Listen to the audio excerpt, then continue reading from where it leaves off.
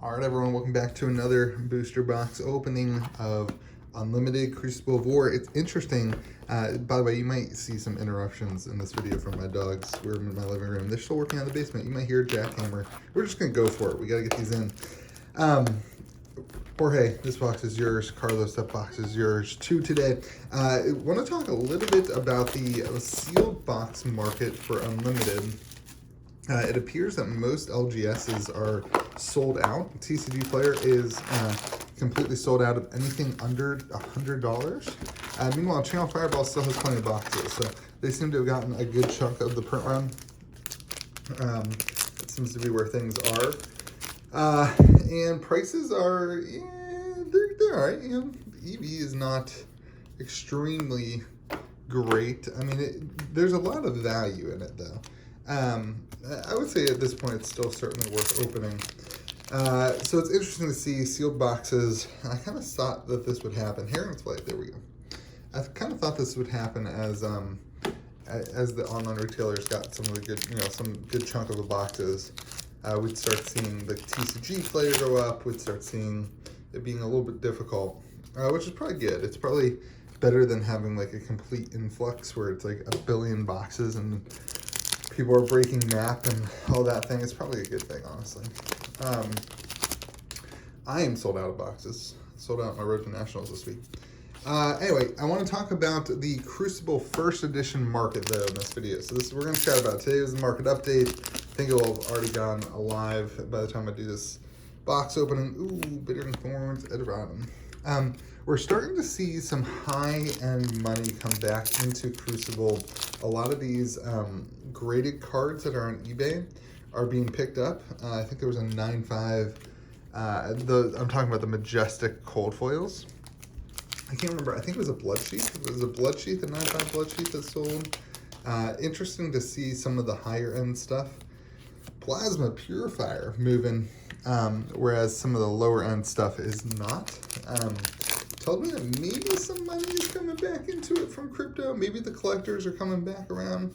Ooh, Foil Zen State. The foiling is great, but you can't really see it all on the camera this week. Sorry.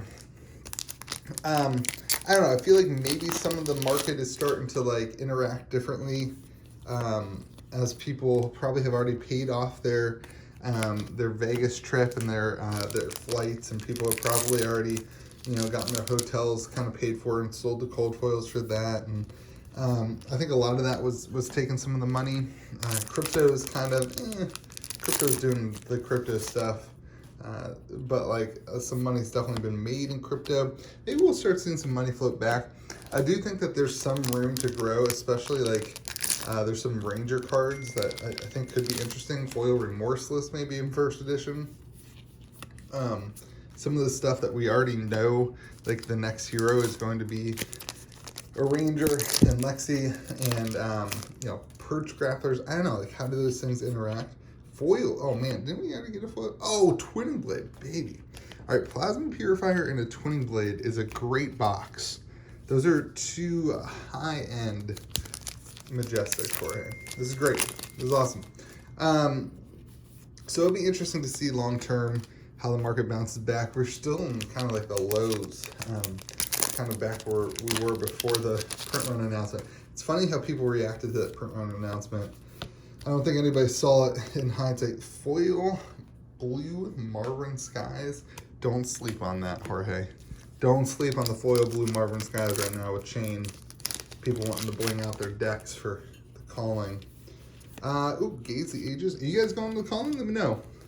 My buddy just confirmed that he's coming with me. I'm pretty excited.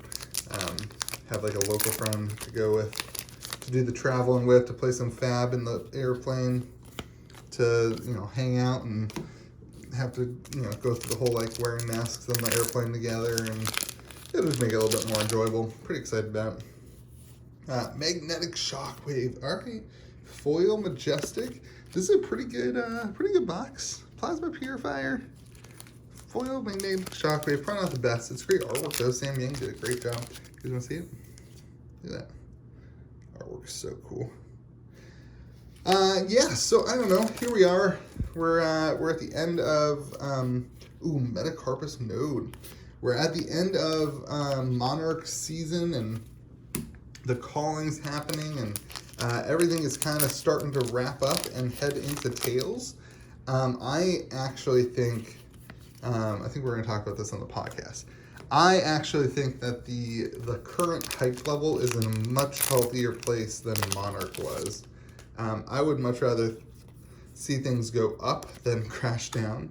I know like it's a regular TCG now, and like things are going to move differently than they were doing before Monarch, but like, I don't know, I would much rather see like a balance out at like $125 boxes and us be able to, arg smash, us be able to like handle it as a community and not overreact to things. I hated seeing people lose so much money on Monarch. That doesn't feel good. It doesn't feel good for the game. It doesn't feel good for the collectors. You know, it just doesn't feel good. So, all right, last pack, Jorge. Let's go Cheyenne. We still have never pulled a Cheyenne.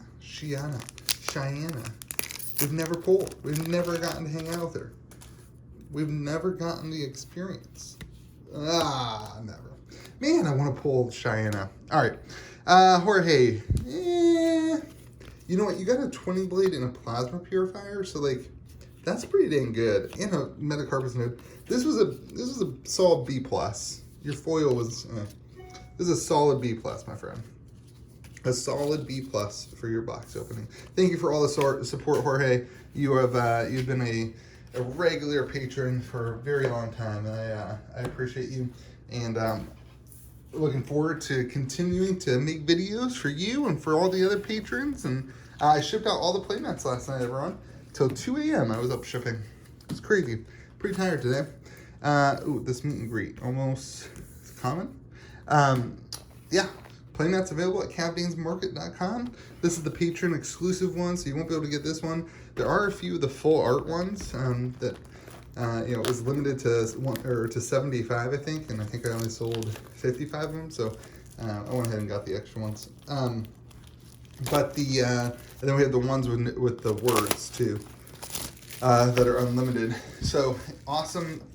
Shipped them all out last night. Glad to be done shipping those and have them out to people. Also shipped out all the Metazoo ones and the Metazoo fourth ball effect playmats. It was fun. It was a lot of shipping last night. It was good. It was a good time. All right, Carlos, you ready for this? You ready for the Crucible War? Come on, Cheyenne. Come on, let's pull Cheyenne. Anyway, I feel like I don't understand the market perfectly right now. I feel like there was a time where I really understood the market, and this is not that time. I don't feel like anybody understands it fully.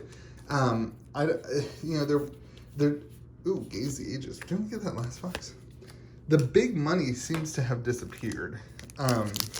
Those who were, you know, buying up cards, like it seems to have disappeared. I'm guessing that it went towards crypto. Another seismic surge token. What's frustrating to me is like I think people blame it on Monarch, and like I think a lot of money was lost during Monarch season, which sucks. But I don't think that Monarch is the culprit. Crater Fist, boom. I don't think that Monarch is the culprit. I think we all lost our heads on Monarch, and in such we lost our wallets. But I think that foil cash in, something shiny, something shiny, something shiny, something shiny. I think really what happened is the game just changed so radically with crypto dying. The whole crypto pump and dump and whatever happening, there's a lot of money that moves between trading card games and crypto that I don't understand it perfectly, but there's a lot of money that moves between trading card games and crypto. And mix that with this idea of like the average collector / player. Like I think I would fit this category. The average player / collector who's like, okay, I need to fund my trip. I want to go to Vegas. I want to go to all these road to nationals. So I'm going to sell my product. I'm going to sell my cold foils. I'm going to sell a $700 cold foil to pay for a $700 plane ticket. Foil Anthos. I love those. I love that they added those foil common weapons in there. Foil, are they tokens? They're commons. They're commons. So like I think like a lot of the money went into that. Oh yeah, baby. foil Gorganian Tome. Carlos, congratulations. Gosh, that card's good.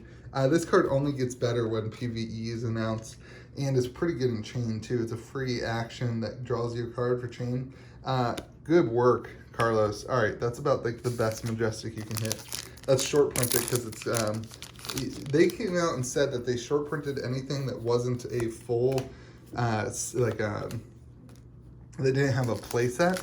You can only run one of those in your deck, so they short printed that. Pretty awesome. Carlos, congratulations. Anyway, so I feel like with part of that changing, right? Like poison the tips. Part of that changed now, right? Where people like, they don't have to pay for their trip to Vegas anymore because most of us probably paid for them now. So now we can start getting in potentially to more people collecting. Maybe now people have finished their deck lists. And, you know, now when you go to Vegas, you want to roll in with the, you know, with the cold foils. I don't know. I feel like some things have changed in the last couple weeks. Dread Triptych. I love that card. Some things have changed in the last couple weeks. And so maybe like that will navigate things differently in the market. Additionally, we're also at the end of summer. So I am cautiously optimistic about the next couple weeks in this market. Cautiously optimistic. Vegas is a huge thing. Tales of Aria hype is a huge thing. Maybe we get some Monarch print release numbers. That would be interesting. Dawnblade. There we go. What I'd hope doesn't happen is that money goes into Tales as like an investment. Money going into Tales as like a solid, like strong investment in like the $400 or $500 range. Like if you're investing in Tales at $400, you did not watch what happened with Monarch. So like, hopefully we don't get there. Hopefully we see boxes coming out from stores, 100, 125, 135 max. And we see some great opportunity for people to, another, man, foil blue Marvin Skies are, they're sought after. I know a lot of people bought the first edition ones for their chain decks. I know I bought some first edition ones for my chain deck. Yeah, I'm playing chain, everyone. Get over it. I've never played Ira, so I get to play chain. That's the way this works. I've never played Ira. All right, Carlos, you've had a fantastic opening here. Oh my gosh, make it better with a foil plasma purifier. Oh my gosh. It gets way better, Carlos, if you hit a Cheyenne, right? We hit a Cheyenne. Like, how many crew have I opened and I've never been dead? How many crew have I opened and I've never hit Cheyenne? It's crazy. Super rare. I also never opened the full art 20 blade, which potentially the most rare card in the game? I don't know. Carlos, last pack, my friend. You ready? Here we go. And we are going. And we're opening it. Oh my gosh, another foil equipment. You got 3 foil equipments. You got a foil plasma purifier. You got a foil Gorganian Tome. And you got a Crater Fist. And that was about it. Yeah, those were fine. Your foils were phenomenal. Jorge, Carlos, thank you so much for the support. I really appreciate you. Thank you for allowing me to open boxes for you. Sorry that the setup's a little bit different. I know it's a little crazy. Hope you guys have a great day. Remember to be kind to the people around you. And if you're looking for these playmats, you know where they are. I told you the dogs would interrupt us.